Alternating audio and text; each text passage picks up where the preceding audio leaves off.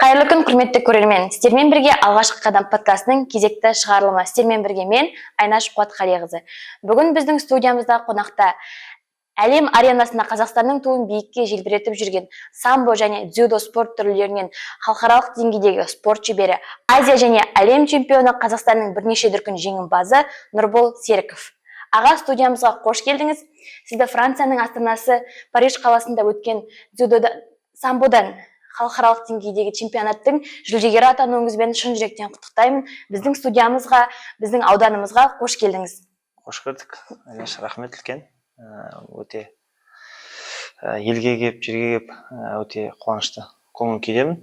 Осындай мені алғашқы подкастыма шақырып, мәртебе көрсетіп отқан туған жерге мың алғыс. Құрметті көрермендер, еске салатыны, Нұрбол ағамен бүгін бізде эксклюзивті алғашқы подкасты. Сізге осындай бізге үлкен мәртебе сыйлағаныңыз үшін үлкен алғысымызды білдіреміз. Енді олай болса алғашқы сұрағымызды бастасақ, аға, дәл осы спорт түріне, спорт саласына ауылдан шыққан бала ретінде ауыл балаларына өзгеше спорт түрі, қазақ күресі емес, самбо, дзюдо түріне қалай келдіңіз? Сол туралы айтып берсеңіз. Жалпы мен енді күреске әкелген мені алғашқы бапкерім және өзімнің нағашы мамам деп айтсам болады. Нағашы әжем, мамамның мамасы. Ол кісімен бала кезден сол мен алғашқы бапкеріме күреске ал деп, мен басында күреске барып жүріп, одан бармай қалған кезеңдер болды. Сол кезеңдерде ағайым өзі үйге келіп, менен бір талантты байқады ма, осы күресті жалғастыруыма себепші болған, ол ауылдағы алғашқы бапкерім Стамғазиев Жеңіс Қанатұлы деген. Жеңіс Қанатұлы. Жалпы ауылда бізде тек дзюдо күресі ғана болды. Оның өзі 1990 жылы есігін ашқан. Ағайымыз өзі сол қолдан бір заброшенный асхананың ремонттап, соның ішіне татамилар алғызып, күрес үйірмесін ашқан болды. Білуімше, сіздің алғашқы чемпионатыңыз 13 жасыңызда басталды, иә? Бұл алғашқы сіздің жеңісіңіз деуге болады. Осы чемпионат сізге алдағы рингтерге жол ашты, иә? Қалай ойлайсыз, сіздің осы ауыл баласының осындай деңгейде жетістікке жетуіне не себеп болды? Үлкен ареналарға шығуына, әлде сол 13 жастағы жеткен жетістік бір күш сыйлады ма? Енді ең бірінші жетістік ол енді адамға серпіліс сыйлайды деп айтады ғой. Мен алғаш 2009 жылы республика чемпионы болып, әлем біріншілігіне жолдама алдым. Орал, Батыс Қазақстан облысынан тұңғыш болып дзюдо күресінен әлем біріншілігіне қатысатын спортшы атандым. Сол кезде ең бірінші участниксің, сен мирға баратсың, сен әлемге баратсың деп барлығы айтатын. Сол кезде мен 9 оқитын балам. Бір үлкен серпіліс берді деп ойлаймын. Сосын тыңғылықты еңбек менде мақсат болды. Елдің абыройын асқақтату, туымызды көкте желбірету, ауылдың, ауданның атын шығару деген.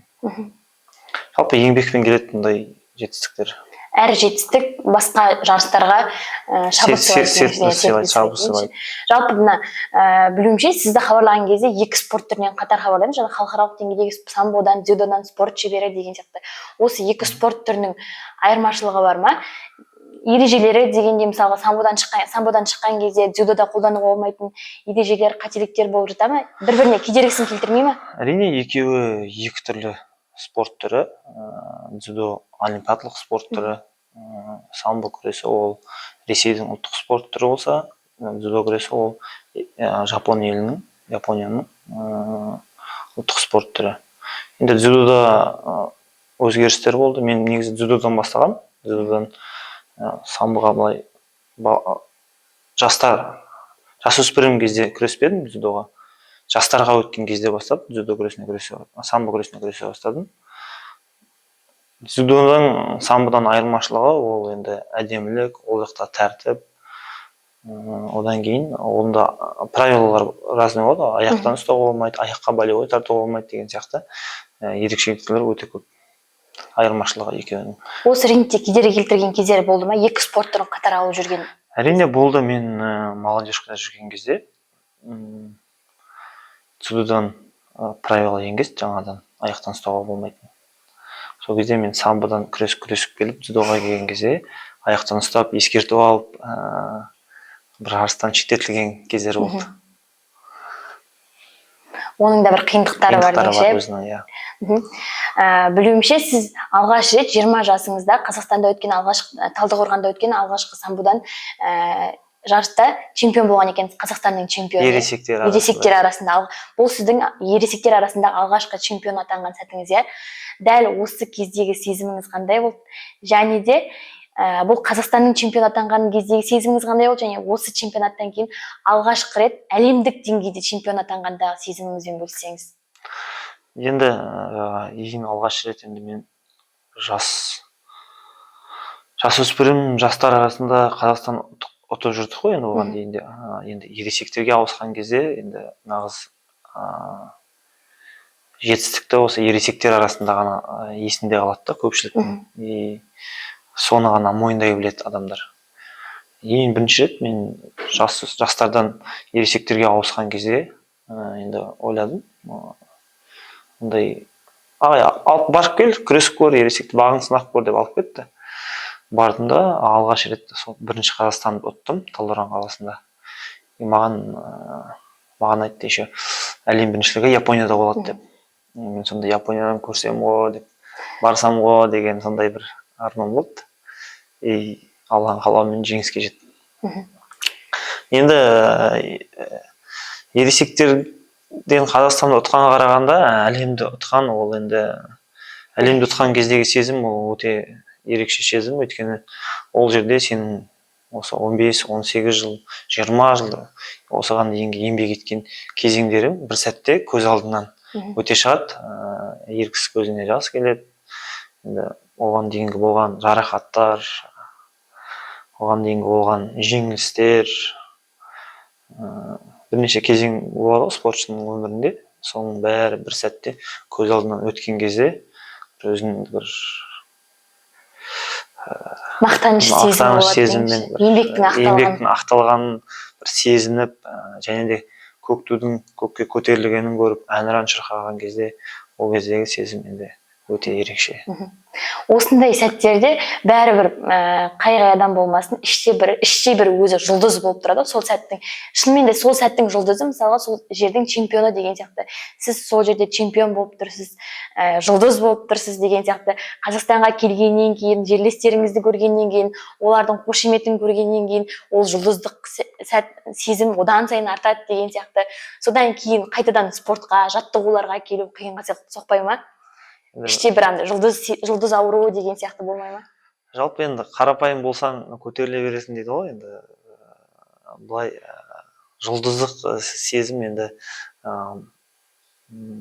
ондай кезең болады, өйткені сені бәрі құрметтейді, қонаққа шақырады, сені төрге отырғызады, көкке көтереді деген сияқты. Жалпы ондай кезде босаңсымау керек, өйткені енді тағы да алда келесі жылда әлем біріншілігі бар, Азия біріншілігі бар, Қазақстан біріншілігі бар деген сияқты. Жалпы ұтқаннан кейін сен енді шағын жұлдыз боласың, өзің еліңе, жеріңе. Сондай бір сезім ұзаққа дейін жүреді адамда. Ондай кезде дандайсып кетпеу керек. Сол кезде қалай басасыз өзіңізді, әлде сол жаттығулар баса ма ондай сезімдерді, шаршау? Жалпы ағайларымыз, ол кісілер бізге ескертіп отырады. Ол кісілердің еңбегінің арқасында біз осындай үлкен жетістікке жеткеннен кейін ол кісілердің сөзінен де аттап кетпейміз. Жалпы қарапайымдылық өзіміздің де бойымызда да бар деп есептеймін. Жұлдыз болып, жұлдыз ауруымен ауырып кетуге жол бермейміз деңізші. Рахмет. Келесі сұрағым, сіздің өмірбаяныңыздан түйгенім, сіз 2017 жыл және 2019 жылы үлкен жарақат алып, спорттан шеттетілдіңіз, әлем біріншілігіне қатыса алмай қалдыңыз. осы бір сәт сізге қандай сезім алып келді? Содан кейін мысалы үлкен жарақаттардан кейін спортқа оралу қаншалықты қиын деген сияқты. Мысалы сол 2019-дан кейін бірден пандемия басталып кетті деген сияқты, енді күшке келе бастағанда ол да бірнеше чемпионаттарға тыйым салынды ғой кезде, енді анығы. Осы кезде сондай үлкен ауқымдағы үзілістер қайтадан спортқа араласып кетуге қаншалықты қиындықтар алып келеді? Енді спортшы болғаннан кейін әр спортшының өмірінде енді жарақат, ауыр кезеңдер болады. Енді ең бірінші жарақатым мен грыжа болып қалдым. Грыжа емес, 2017 жылы Сочи қаласына әлем біріншілігіне дайындалып жатырмық. 9 ай бұрын мен қолымды сындырамын Астанада. Қолым открытый перелом болады. Сосын гипс салып береді, финалда ұтылып қаламын. Одан кейін жаңағындай жарыс болады, елбасының кубогы болады. Орыс палуанымен финалға шығамын. Енді елордада болып жатыр, өзімізде Астанада. Мақсат енді елде болғаннан кейін алтын алу болды. Ұтып келе жатамын. Ол бір 20 секунд уақыт қалған кезде болевойға түсемін, осылай қолыма болевой тартады. Сосын мен енді ағай шыда деп айқалап отыр. Мен енді шыдап жатырмын, таблоға қарап отырмын. Уақыт өтіп жатыр. 9, 8, 5, 4, 3 деген кезде уже қол былай кетіп қалды, ашып. Уже қол сынды. Бірақ мен дұрысын шығарған жоқпын. Пока енді свисток болғанға дейін деп. Бірақ уақыт бітті, победаны оған беріп жіберді. Егер мен оған дейін айқалаған кезде, онда бірден тоқтатып, жеңісті оған беру керек болатын. Мен ойладым, мен ұттым, бірақ маған береді. Почему-то орыс палуанына берді. Енді мен қолым сынып қалды, открытый. Мына қол бір айналып келді ғой, былай айтқанда. Сосын осылай гипс салып жүрдім. Бізде тамыз айында таудық кезеңдегі оқу жаттығу жиналады, ОФП. Сол кезде тауға бардым осындай гипспен. Енді аяғым жұмыс істейді, қолым істемесе де. Солай жүгіріп дайындалып жүрдім әлем біріншілігіне. Сөйтіп одан да сынбай Сочиға бардым. Онда енді қатты дайындық болған жоқ, өйткені қолымда жарақат болды, 6 ай жүрдім гипспен. Келесі жылы жаңағындай жұлдызды сәт деді, жаңағындай әлем біріншілігін 2018 жылы ұттым. Алтын жыл деңізші менің тарихымда. Одан кейін енді 19 жылы жаңа әлем чемпионы деп келеді ғой. Чемпионат мирға келген кезде соперниктер уже сенен сескеніп тұрады, мына былтырғы әлем чемпионы деген сияқты. Сондай настроенмен енді тағы бір мәрте қайталайын деген серпіліспен жаттығуларға кірісіп, Корея мемлекетіне дайындалып жүрген кезде ең соңғы последний сборда грыжа болып қаламын. Уже аяқ ауырады, уже тренировка жасатпайды. Самолетке бір апта қалған кезде ұшуға уже мен врачтар запрет қояды, сен бармайсың, күреспейсің, сен мынандай осылай емделу керек деп. Одан тағы 5-6 айға шеттетілдім тренировкадан. Ол кезде де енді ойладым, қойып кетсем ба деген сияқты нелер болды. Ойлар келді, өйткені енді денсаулық қайткенмен денсаулыққа зиян келіп жатыр деген сияқты. Бірақ ақыры бастағаннан кейін бір түбіне жетейін, тағы да бір мәрте қайталайын, осы ағайлардың сөзінен аттамайын деген серпіліс болып қайттан үлкен спортқа оралдық. Дәл осындай сіз алған үлкен жарақаттардың арты белгілі бір тарапта бір тоқырауда емес, үлкен жетістіктерді көрсеткен сияқты. Жаңа атап өткенде 2017 жылғы жарақаттан кейін 2018 жыл сіз үшін бір жемісті алтынға толы жыл болған сияқты, иә? 2017 жылы мен өте қатты дайындалдым негізі. Әлем біріншілігінде мен ең бір пиктағы формам бар ғой, сол жылы деп айта аламын. Сол жылы мен өзіме қатты сенімді болдым, 17 жылы. Сол жылы мен әлем біріншілігін ұтамын деп. Сондай бір қарқынмен бардым да, серпінмен, сондай бір осы жылы ұту керекпін мен деп. Енді ол жылы бұйырма, тағы да 18 жылы барлығын басынан бастап тыңғылықты дайындалғаннан кейін сол жылы еңбек өзінің жемісін берді деймін. Қойған планкіге, мақсатқа жетуге деген үміт деңізші барлық қиындықта аттап өтетін. Рахмет. Енді мынандай сұрағым. Спортта көбіне бір екі адам болады, жекпе-жек, мысалы Месси мен Рональдо деген сияқты бір-біріне жеңілмейтін, жанкүйерлер бір-бірімен алысатын, жаңа спортшылардың. Сондай спорт сізде самбодан, дзюдодан сондай бір қарсыласыңыз бар ма? Үнемі сол кісімен түсіп қалып жеңіліске ұшырайтын деген сияқты, немесе барған сайын осы спортшы қатысады деген кезде қатыспайын деп тұрған чемпионатқа мен де барамын деген сияқты бір жігерлендіретін бір қарсыласыңыз бар ма өзіңізді? Жалпы енді елімізде де ел біріншілігінде де өзіміздің қарсыластарымыз көп болды. Ол алдыңғы буын ағаларымыз. Былай енді шетелден алатын болсақ, жаңа әлем чемпионы болатын кездегі Әзірбайжан палуаны Эмиль Хасанов деген, ол палуанмен біз 2015, 16, 17, 18 4 жыл қатарынан күрестік. 15-ші жылы бірінші рет кездестік Мәскеуде. Ол кезде мен жеңіске жеттім. 16-ші жылы кездестік Мәскеуде. Ол жылы мен жеңіліс таптым 3-1 есебімен. 17-ші жылы жаңағы жақсы дайын барған кезінде финалға жолдама алатын кезде, зауықты финал дейді ғой, мен ұтсам оны, финалға шығам, мен уже алтынға таласам. 2-0 ұтып келе жатып, 4 минут жарым бойы. Соңғы минутта бір 2 оға түсіп, 2-2 ұтылған сол палуанға 17-ші жылы. 2018-ші жылы екеуміз финалда күресеміз әлем біріншілігінде. Есеп 2-2 болып, ол палуан қойып кетті. Сондай бір жақсы сопернигім болды. Қазір ол кісі спортта ма әлі? Ол кісі спортта, бірақ қазір ареналарда күресіп жүрген жоқ, өйткені жарақат, одан кейін жаттықтырушы болып кетті ғой деймін. Жеңіс мен жақта деңізші, мен әлі спортта жүрмін деңізші. Мен әлі спорттамын. Үлкен рахмет.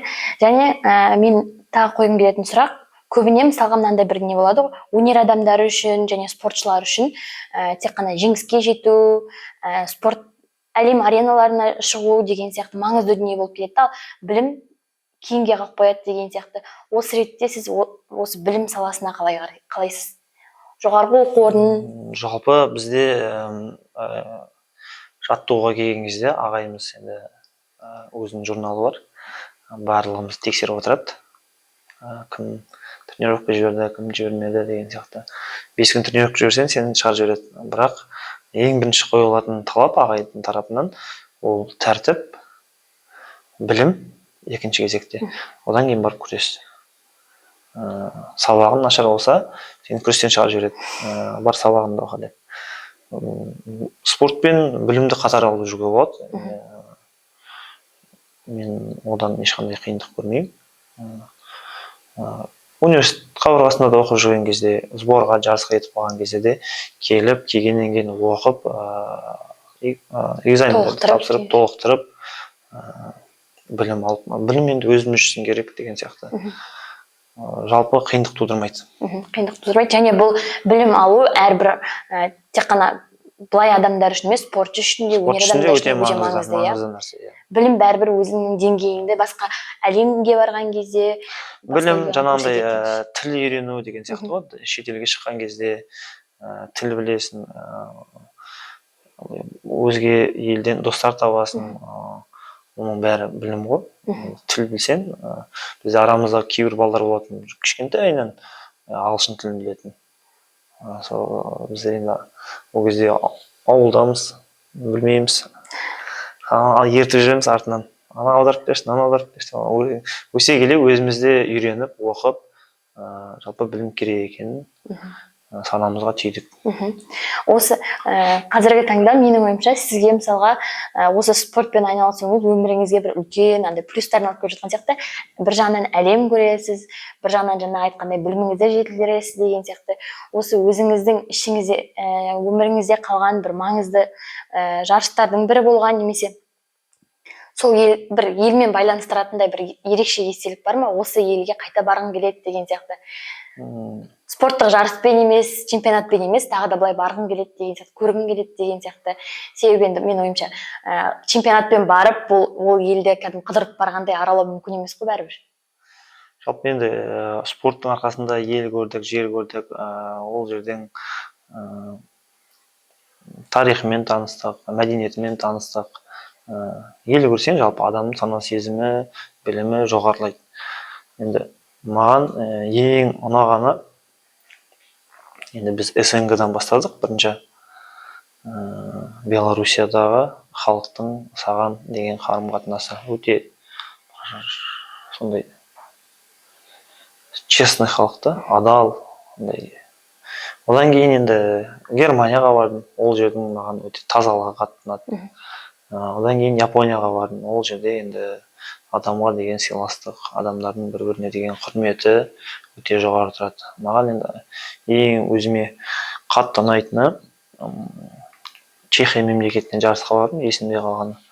Енді сол жерде біздің ағайымыз бара алмай қалды. Паспорты просроченный болып қалды. Біз ол кезде мектеп оқимыз. Сөйтіп сол жарысқа барып жеңімпаз болып, сол жерде бір үлкен құрметке ие болғанымыз. Қасында досым бар. Сол жарысқа, сол жерге қайтадан барғым келеді мысалға. Тағы да көргім келеді деген сияқты. Бұлай әр елдің өз ерекшеліктері бар. Дамыған мемлекеттерде көрген сайын ол жерге бара бергім келеді. Көре бергім келеді, қайта сол жерлерде жүргім келеді. Бұл сұрақты қоюым тегін емес, қай елге барғыңыз келеді деген сияқты. Осы ретте тағы да жағымды естелікпен қатар жағымсыз естеліктер қатар жүреді ғой. Мысалға сіздің осы спорттық тәжірибеңізде мысалға үнемі бір елге барып, осы елден жеңіске жете алмай қалам, немесе осы ел үнемі әділетсіздік көрсетеді деген сияқты бір ойлар бар ма? Осы елге жарысы шыққан кезде мысалы барғым келмейді, ол жерде бәрібір жеңіп, жаңағындай айтқан, қанша жерден қолымның сындығы болса да мен соңына шейін шыдадым, бірақ бәрібір жеңісті маған берген жоқ деген сияқты бір сол елдің бір әділетсіздігіне ұшыраймын деген сияқты бір ой бар ма?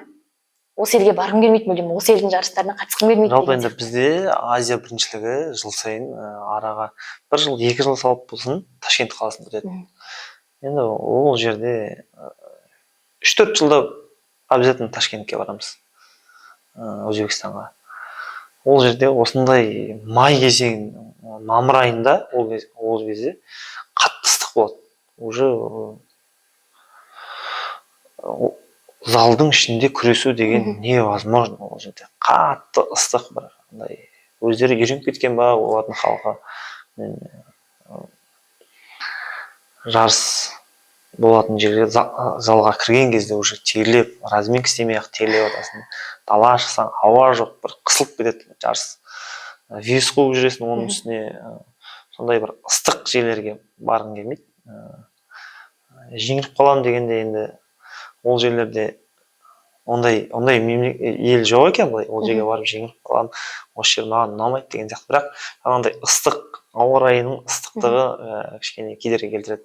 Бірнеше айғы жаттығуды жай табиғаттың қолайсыз жағдай үшін жібермейді. Ол енді біздер кейбір адамдар адаптация өту үшін 1 апта, 2 апта бұрын барады. Біздерде енді жарысқа бір күн, немесе өлшенуге 1 күн, 2 күн қалғанда ғана барамыз. Жалпы өміріңізде жаңағы қолым сынғанда мен жеңетіме сенімді болдым дедіңіз ғой, сондай сәттер көп болды ма?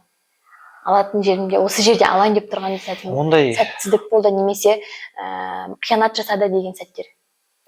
Әрине, ондай кезеңдер болады, өйткені үлкен спорт болғаннан кейін ол жерде төрешіліктер тарапынан қателіктер орын алады. Төрешінің жаңағындай білместігінен сен жеңіп тұрып, жеңіліп қалатын кездерің болады. Сосын жалпы үлкен спортта ондай қателіктер жиі орын алады. Ондай кезде ағайлар апелляция жазады. Егер апелляцияны ұтатын болсаң, жарыс кезеңінде саған мүмкіндік береді кері күресуге. Повтор қарайды, видео қарайды, жаңағындай сен егер лақтырған болсаң, 3 төрешіні шақырады, ортадағы, қапталдағы бас төрешіні шақырады да, үшеуі ақылдасады, сосын ортақ шешімге келеді. одан кейін шешім шығарады. Бәрібір де ол аяқсыз қалмайды деген сондай Иә. әділетсіз шешімдер, иә. Сіздің осы соңғы жеңіс Францияның астанасы Париж қаласында өткен жеңісіңіз болды, иә? Әлем чемпионы атандыңыз. Ол жерде Чемпионат болды, иә? гран-при болды. Гран-при. Алтын медаль иегері атандыңыз, иә? Осы бір сәтте бәрібір қуаныш сыйлайды. Осы келгеннен кейін, мысалға, қай адам болмаса да бір өзінің жеңісінің аяқталу сәті болады, мысалға келгеннен кейін бәрібір ол адам қошеметті күтеді деген сияқты. Сол сияқты сіз Қазақстанға келгеннен кейін, Қазақстаннан кейін Оралға келгеннен кейінгі достарыңыздың, бауырларыңыздың, немесе осы күресте жүрген інілеріңіздің сізді қарсылап алу сәті, немесе бір мән бермей қалған сәті сізге әсер ете ме? Жалпы ондай кезеңдер болады, бірақ маған ол қатты әсер етпейді екен, өйткені мен жақсы көңіл күймен, жақсы жеңіспен елге оралған кезде қуанышпен келесің да. Сені қошеметтеп, құрметтеп күтіп алады. Енді біреулердің жұмысы бар деген сияқты, келе алмай қалады деген сияқты, оған қатты ренжімейді екен. Ешкімге ренжімеймін. Мен әлем мойындады деңіз сол кезде. Қуанышпен келесің ғой жерге. Бірақ енді өзіңе жақын адамдарды былай қарап тұрасың ғой, іздеп күтіп деген сияқты. Келді ме екен, қайда екен деп. Рахмет үлкен. Енді алдағы уақытқа көшсек, алдағы уақытқа жоспарларыңыз қандай жарыстарға дайындалып жатырсыз? Алдағы уақытта бізде қазір ең бірінші старт ол Душанбеде, Тәжікстанда әлем кубогы болады. Одан кейін әлем біріншілігі ең үлкен старт ол енді біздің осы күнге дейінгі еңбегіміздің жемісін көрсететін әлем біріншілігі Қырғызстан мемлекетінде болады. Ең жауапты жарыс деп айтсам болады мен үшін. Одан кейін келесі жылға жоспар.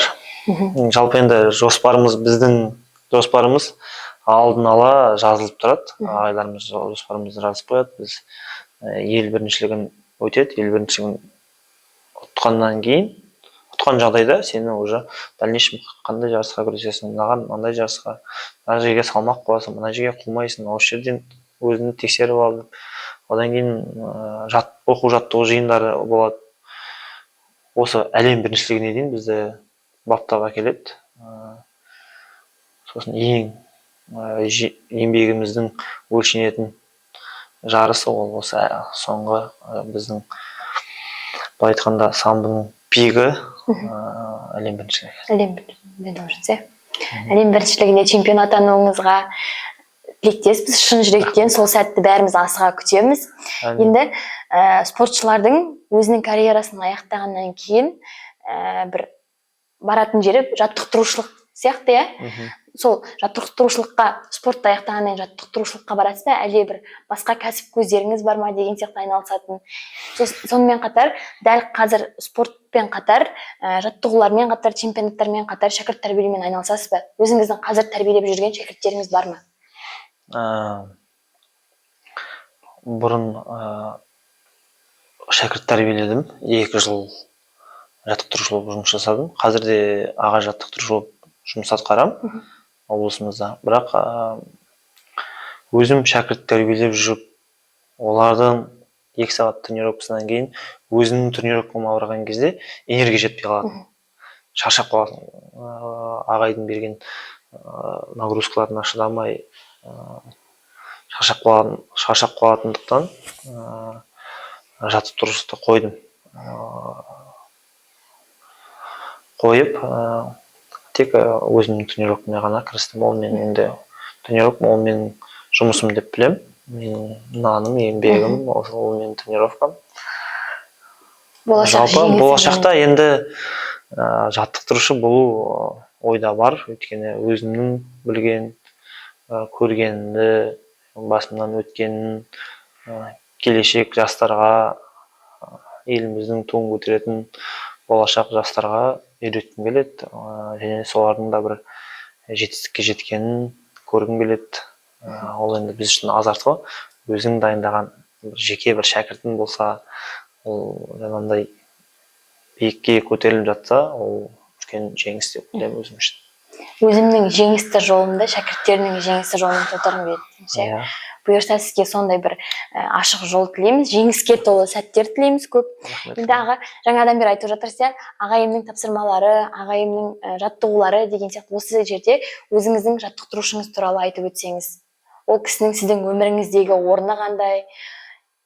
Жалпы алғашқы бапкерім жаңа айтып өттім, Санғазиев Жеңіс Қанатұлы. Ол кісі енді бізді осындай ең алғашқы бапкерім, ол менің фундаментімді қойған кісі деп айта аламын. Өйткені менің күрестің әдіс тәсіліне үйреткен, одан кейін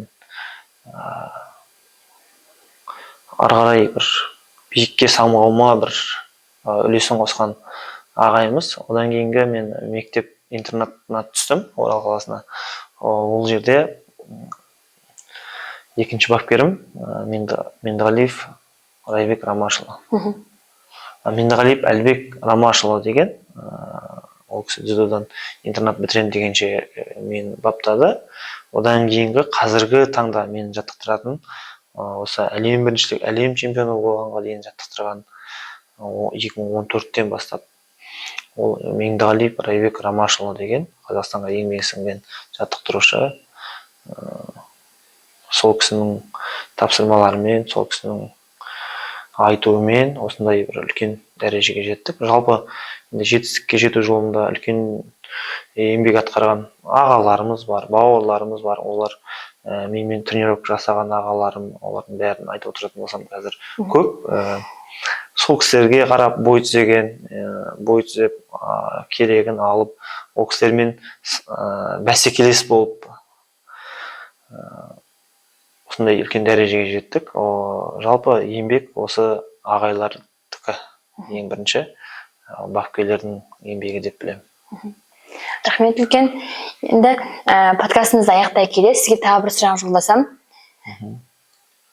Жай Ақбатер ауылынан шыққан Нұрбол мен әлем чемпионы, Қазақстанның бірнеше дүркін жеңімпазы, Азия чемпионы Нұрбол Серіковтің адами тұрғыда айырмашылығы қандай? Ол достармен араласа ма қазір? Әрине, мен өзім ауылдан шыққан, мектепте оқыған, бірге өскен достарыммен әлі күнге дейін араласамын. Олармен менің ең жақын шынайы достарым, ол ауылдағы достарым деп білемін. Өйткені біздер араласып тұрамыз. Интернаттағы достарым, спорттағы достарым, бәрінің мен үшін алатын орны ерекше. Үлкен рахмет. Құрметті көрермендер, бізбен болған Нұрбол Серіков. Аға, біздің подкастымызды аяқтамас бұрын, жаңа айтып өткенде, біздің подкастымыздың атауы алғашқы қадам деп аталады. Сіздің осы жеңісті жолыңызға алып келген, жаңа айтқан бапкеріңіз бен нағашы әжеңіз, сол кісілердің сізді спорт жағынан тани алуы дедіңіз. Осы ретте дәл қазір өзінің алғашқы қадамын бастағысы келіп жүрген, алғашқы рет қадам жасайын деп жүрген өзіңіздің іні қарындастарыңызға немесе өзіңіздің замандастарыңызға айтатын ақыл кеңесіңіз, тілегіңізді білдіріп өтсеңіз. Жалпы жасөспірім артымыздан ерген қарындастарымызға, інілеріме айтарым, ол ең бірінші адам өзіне мақсат қоя білу керек. Осындай бір үлкен жетістікке жетем, елдің абыройын асқақтатам, елге қызмет етем деген сияқты қай салада болмасын. Адам мақсат қойып, армандап, адам соған талпынып тынбай еңбек ететін болса, ол арман міндетті түрде орындалады. Ең бастысы адам айналамен, қоғаммен, өзінің ортасымен жақсы болып еңбек етіп, жаңағындай мақсаты айқын болса адамның, ол адам ойлаған арманына міндетті түрде жетеді. Тек сынып қалмау керек деңізші. Тек көптеген кедергілер болады, оған сынбау керек, мойымау керек. Өмір болғаннан кейін болады, әрине жақсылығы мен жамандығы қатар жүреді деген сияқты ғой. Тынбай еңбек ету керек. Еңбектің арқасында еңбек түбі өзінің жемісін береді. Мақсатқа жеткізеді. Нұрбол аға, бізбен бірге сұхбаттасуға келіскеніңізге үлкен алғысымызды білдіреміз. Алдағы қойған мақсаттарыңызға жетуге тілекшіміз. Біз сізбен үнемі мақтанып отырайық.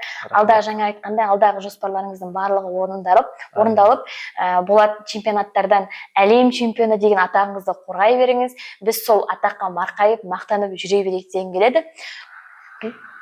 Құрметті көрермендер, осымен біздің алғашқы қадам подкастының кезекті шығарылымы аяқталды. Сіздерден қолдау күтеміз. Бізбен бірге болғандарыңызға рахмет.